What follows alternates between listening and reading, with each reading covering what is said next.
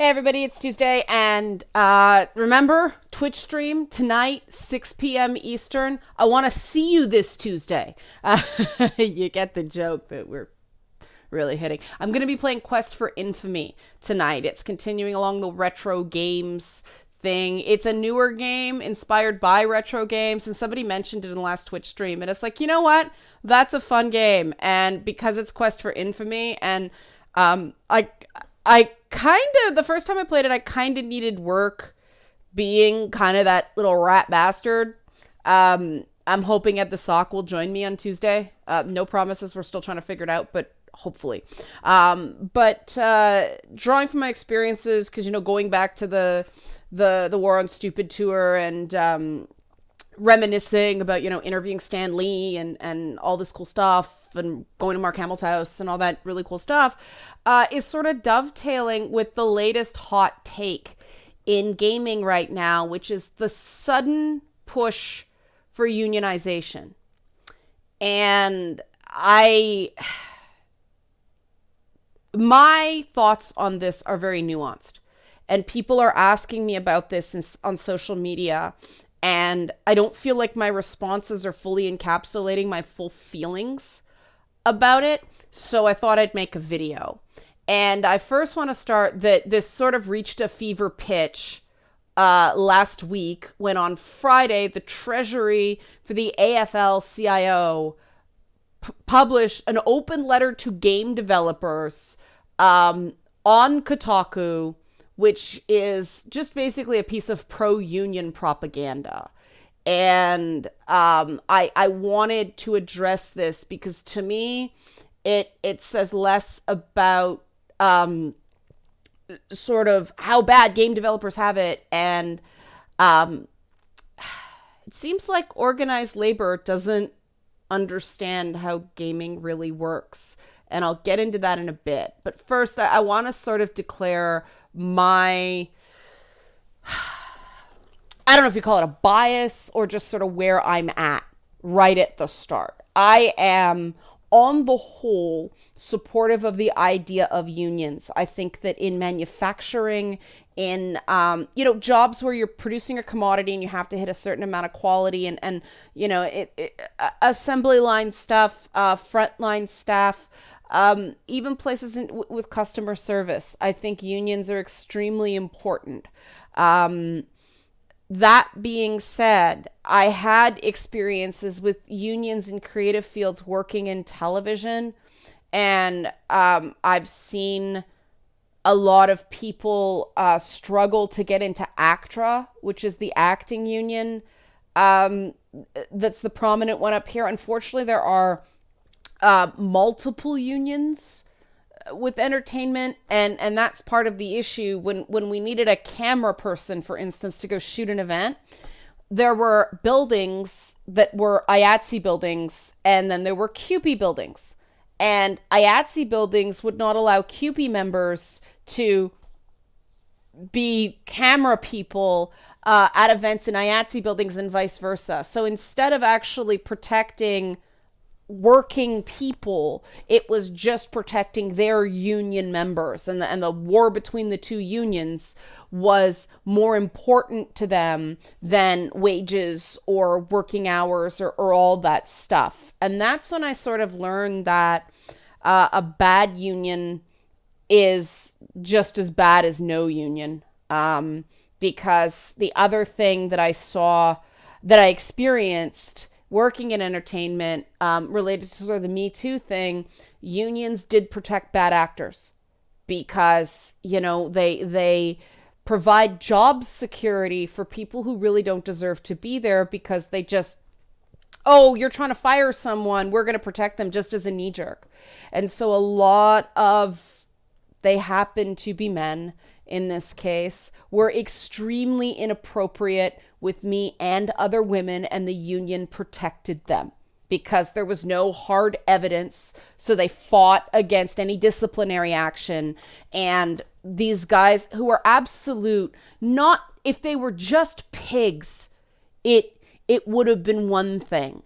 But these were guys who, if I didn't say hello to them in a morning on a shoot because someone was on the phone and I didn't want to make noise, they'd blow their stack later. That's how much they looked down on female professionals. They didn't do that to men. It was just, no, women were expected to kiss their fucking boots, and the union protected them. I had a guy, I was the producer on the show, and a union guy who, supposedly worked for me. No, he worked for the union. He threw $10 in my lap and told me to go buy him lunch, and all his buddies laughed. Couldn't do fuck all about it because of the union. That was obviously like completely inappropriate workplace behavior, except, oops, no, in the early 2000s, in the Canadian entertainment industry, the union protected exactly that shit. So we got to be really careful in gaming. One of the things that unions in creative industries do, it makes it difficult for people to get into the industry, and it makes it very difficult for people to move from job to job. There is an automatic stumbling block. There will automatically be a division between companies that allow a union in and companies like EA, who, this is why I'm like, no, EA, you don't get to play the social justice card with me because, okay, you're big on LGBTQ rights, but you put game studios in right to work states, which means a union will never be able to really get a firm hold on those companies. So, the big jumping off point for this was the Activision layoffs. And, one of the things we've learned up here is that there are job protections for Canadian auto workers because of unions. But industry pressures still mean the Oshawa plant is closing. They didn't modernize enough. The company eventually said, we have no car for you to produce here. Your plant does not match what our manufacturing requirements are now. The industry is changing. The industry is moving from places like Oshawa and, employing predominantly men to Markham, which is becoming a hub for building the circus boards for the autonomous vehicles of the future, and hiring primarily women because women have small hands that can fit into the circuit board. So if you're men with small hands, go apply for a job in Markham, Ontario. There, you could walk in with a high school diploma. The other thing the guy said when I talked to him about this plant, because he's like, we want to hire women, let people know, women in tech. He said that women were cleaner. It's a stereotype, I know, but it was really funny. This guy, women, they clean, But it was really interesting to find that jobs still are being created in the auto sector in Canada. They're just not the same jobs and the skill requirements, but there are still jobs for people with only a high school education in manufacturing in Canada. We just have to broaden our horizons. And this what sort of inspired me to think maybe the only way to clean up the abuses of that game developers do suffer under. Maybe companies will be stupid and will need some sort of union. The only way it would work is if it would be the same union across the board and all the major studios sort of unionized within the same relative time period. Now, the problem with this, again, is right now there's a lot of back and forth between the indie sphere and the AAA sphere. And I can't see indie games ever unionizing. They're made for borscht. Like, so many of these games are things that came out of a game jam and they just kept working on it in their spare time. And then it became bigger and bigger and bigger, right? They're never going to be able to afford to unionize small studios like that. The people that are coming out of AAA and doing these unique company models, unions would really crimp their ability to do this stuff because they wouldn't be able to hire extremely talented people that they can afford and that suit their project because they're not union. The other thing I found with unions is I had a really hard time because of the sort of documentary work I got into when I was in music programming, and because I did entertainment content of a sexualized nature, I often found it beneficial to use women for certain shoots because there was female nudity involved, and women just feel more comfortable when it's a female camera person. The same way a lot of women are more comfortable going to a female doctor. I found the environment was more fun, more relaxed. I got to know who the women auditioning were as people better when it was a female camera person. There was one I could use in the whole station. Some things, because I did stuff in hip hop, I was going into marginalized communities. Sometimes the people we were talking to in those communities opened up better if it was a black camera person. There was one. And the thing I noticed is unions were, creating, maybe because of the thing I talked about before, but they were creating environments that these, white dudes who had been there forever just flourished in. It was no less hostile to women and minorities. I mean, the one black camera guy that I did work with, he was very eloquent about the subject of racism and the stuff he experienced, and nobody listened to him. And the labor movement and the sort of social justice movement, for lack of a better term, don't have a lot to do with each other. Unions have a very white face, whereas social justice, obviously, there's a lot of identity politics in it. And, that was when you start getting into that debate of it should be merit, it should be the best person for the job. Sometimes, like in the examples I gave, a woman is the best person for the job. A person of color is the best person for the job. And I don't want to make my interview subjects uncomfortable by being forced to use a white union camera guy because that's the one the union insists I need to use, as opposed to hiring someone who is more likely to help a person open up. Because one of the things about interviews, person has to open up. Your interview subject has to open up. And if I'm doing my job, but the bullshit white camera guy, that's not saying white men are bullshit. It's saying this particular guy knew how to milk the union. He'd be making people uncomfortable and they'd shut down. And I couldn't not use this guy.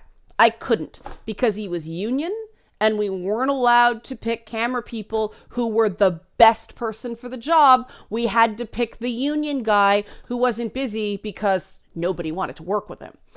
And this has made me really hesitant because there's so much cool creative energy between the give and take with indie and AAA. And I'd hate to see that become separate fields.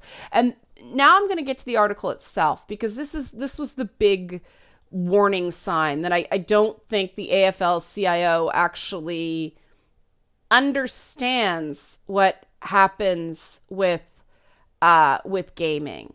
They cite the financial accomplishments of gaming and how much money it makes. And then they go, it's a stunning accomplishment, one built by legions of tireless game developers. There's nothing more powerful than throwing yourself into your craft, putting in day after day of passionate hard work.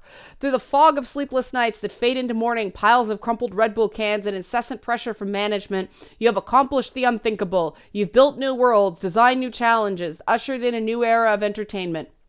Now it's time for industry bosses to start treating you with hard-earned dignity and respect. Executives are always quick to brag about your work. It's the talk of every industry corner office and boardroom. They pay tribute to the games that capture our imaginations and seem to defy economic gravity. They talk up the latest innovations in virtual reality and celebrate record-smashing releases as your creations reach unparalleled new heights. My question is this: what have you gotten in return? While you're putting in crunch time, your bosses are ringing the opening bell on Wall Street. While you're creating some of the most groundbreaking products of our time, they're pocketing billions. While you're fighting through exhaustion and putting your soul into a game, Bobby Kotick and Andrew Wilson are toasting to their success. They get rich, they get notoriety, they get to be crowned visionaries and regarded as pioneers. What do you get? Outrageous hours and inadequate paychecks, stressful, toxic work conditions that push you to your physical and mental limits. The fear that asking for better means risking your dream job. On and on and on and on. Talk about Rockstar. They're judging the entire industry by the worst actors. And I would hazard to guess that if you went to the average gamer and mentioned Bobby Kotick or Andrew Wilson, they'd be who? That those are not the people who are on the lips of most gamers. Am I even saying his name right? No, it's Kotick, not Kotnick. See? Like, this is not someone that... The CEO of Activision is not Sledgehammer Games, right? It's not Bungie. It's not the people... Activision Games is a shining example of gamers create relationships with the development studios, not the publishers. Publishers are seen as sort of a necessary evil in gaming. And it's interesting that Ubisoft, which is both publisher and developer, are one of the better places to work. I talk to people at Ubisoft now, and crunches are minimal. They're fine with their salaries. So all of these doom and gloom things that this union is talking about, it's not the reality for the better run studios. And, Rockstar Games is notoriously awful. And so this person who seems to have a political agenda of their own to get game companies to unionize, because that is a major boost for the labor movement that has suffered a series of defeats in fairly recent memory, in part because of poor management and poor priorities. So they're talking about, once again, this doom and gloom funhouse mirror version of the gaming industry that does exist in some places, but doesn't exist across the board. Activision is a unique case. It looks really bad on its face, and in some ways I would say it is kind of bad on its face that they posted record profits and then they fired 800 people. Well, the big missing piece in that story is the loss of the Destiny brand. Think about any PR event. Think about the face of Activision. Bungie's Destiny was front and center. They don't have the Destiny IP anymore, and all the loot boxes and microtransactions that come with it. And so they are predicting, what was it, like a 20% loss of revenue next year? And that makes complete sense. That is a Destiny-sized hole in their profits. And I am really interested to see what Bungie does without a publisher. We'll finally see who Bungie is, as opposed to who Bungie is tied to this massive, like, Goliath of a publishing company. It'll be interesting to see. But they're equating the actions of Activision and equating the actions of Rockstar Games. One's a publisher, one's a developer.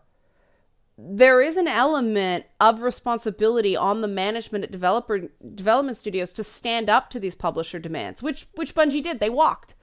Not all EA studios are created equal. The big problem with publishers like EA and Activision is they don't allow games to be pushed so that they can be, made to a sufficient level of quality without crazy crunches. I don't think crunches produce good games anyway. But other publishers like Sony First Party, every Uncharted game is late. Every single one. We know it because Sony would rather be good than fast.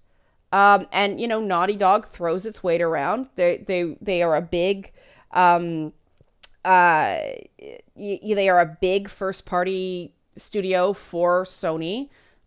They use that. And I don't agree with everything Naughty Dog does, but you take the power where you can. What I think we should try before we get to this unionization step is some sort of transparency board, some sort of ombudsman for workplace practices in gaming, so that players know where the well-run studios are and the not so well-run studios. Because we don't want to lose. I mean, part of the reason that gaming has grown so much, part of the reason that, it's been this meteoric rise, it has eclipsed the film industry, is because of that creative energy. And if you start putting a bunch of collective bargaining rules that may work great for one type of game, but not great at all for another type of game, you're going to lose that innovation.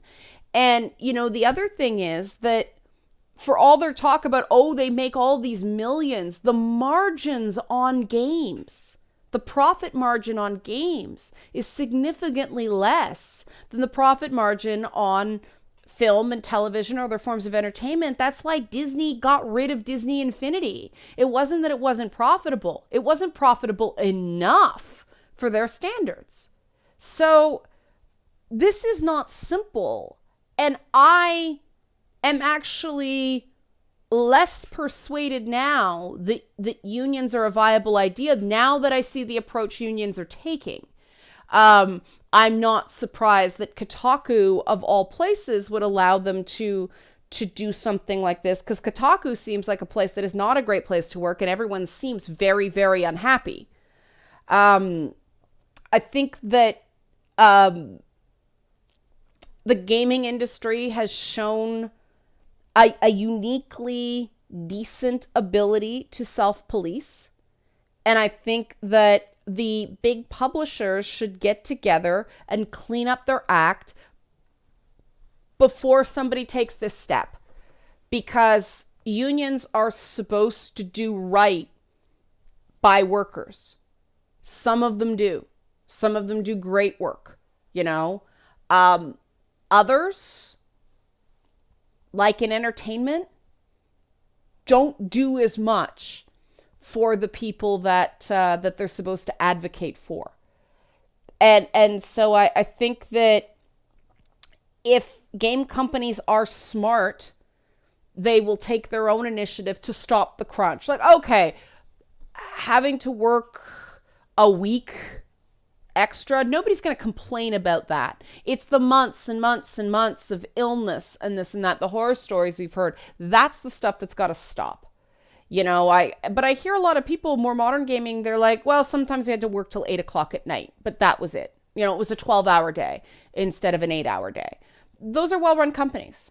And that is what should be happening without organized labor unions. Because if we make it more difficult for people in gaming to change jobs, I actually think that the workplace abuses are going to get worse instead of better.